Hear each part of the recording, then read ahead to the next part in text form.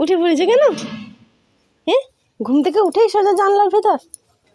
হ্যাঁ মনো, তান্নি, ঘুম থেকে উঠে সোজা জানলার ভেতর ঢুকে গেছো? এটাই তোমাদের বাড়ি? হ্যাঁ, এটাই তোমার দু বোনের বাড়ি? কি গো? ও আচ্ছা, দেখেছ চোখ থেকে এখনো ঘুম ছাড়েনি, চোখগুলো কীরকম ফোলা ফোলা আছে। ঘুম থেকে উঠে জানলায় ঢুকে গেছে, আর কোথাও যাবে না, সোজা জানলার ভেতর। বনু কই মা? হাই, তান্নি, তিন্নি কোথায়? কে এসছে?